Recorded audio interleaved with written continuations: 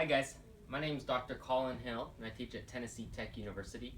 Today we'll be talking about the MTSBOA 11th and 12th grader Etude for keyboard. And this is a quirky little etude. It's got 4 very different sections that are different tempos and different styles. So it's really important to max out each style so they do sound different and contrasting. So the first little section, we alternate between 5/8 and 6/8 to start, right? And I think it's important that you put some nice weight on those accents so that we hear the difference when we switch to that 6/8. All right. So something like this. All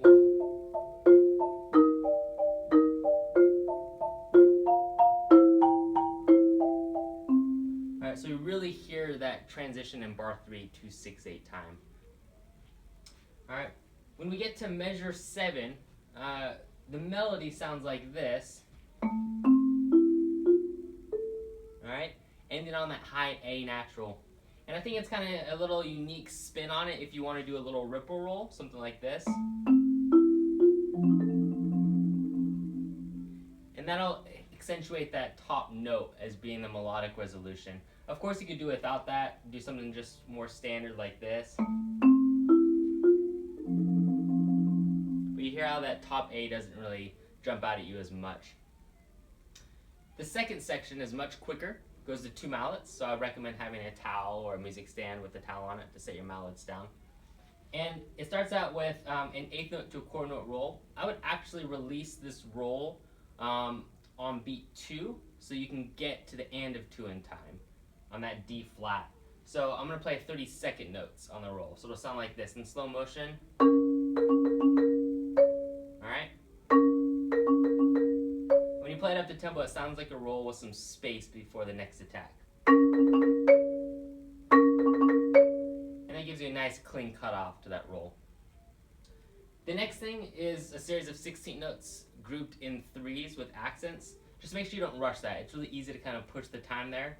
So rely on the first 3 to make sure you land on beat 3 in the correct spot. So it'll sound like this. Alright, and then you continue on from there. Alright.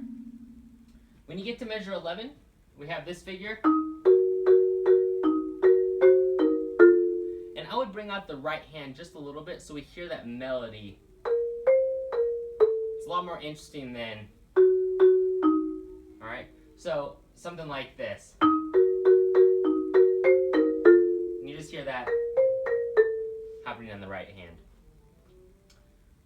Alright, at measure 12 I would approach it the same way as I did at measure 1 of the second section, right, where you release that roll on beat 2. Listen again. Alright.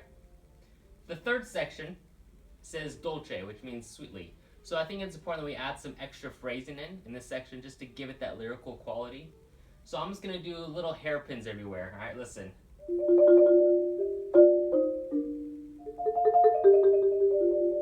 All right. Very subtle, but it's definitely there.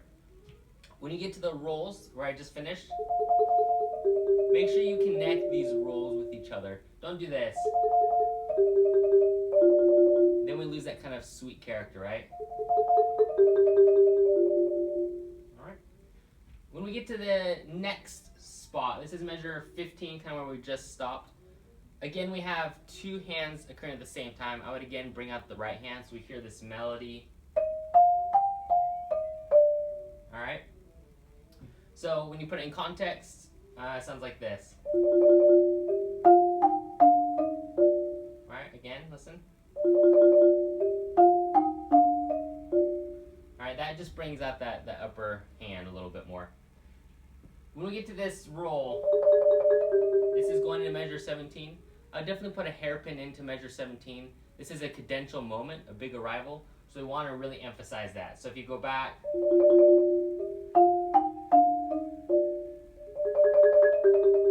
alright, so really have that nice resolution.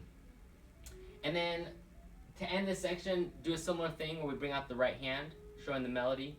This is important not just to show the melody, but to kind of make this section sound a little bit better, it's very dissonant. Listen to these notes. Alright, so but if you bring out the right hand, the listener is now focused on the melody and doesn't really notice kind of that dissonance that may be distracting. And then I do a slight retard into the last chord because it's kind of a surprise harmony. So something like this.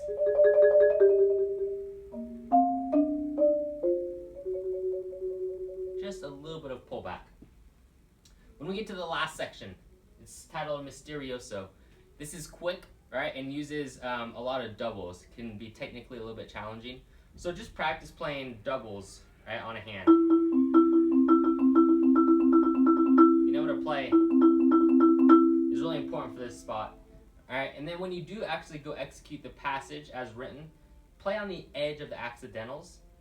That is a lot less movement on those doubles than trying to go from the center to the center. It's a lot of movement with your arm, all right? So at tempo, it's pretty quick, so you gotta work out that double stroke in both the right hand and left hand. One sticking change I would make, measure 23. Instead of doing left, left, I would do right, left. Otherwise you have 4 left hands in a row. So that's just one change I would make. And so in slow motion it's gonna sound like this. Right, left. Alright? So hopefully those tips help out a little bit. If you have any questions, please feel free to email me or contact me on Facebook, and best of luck.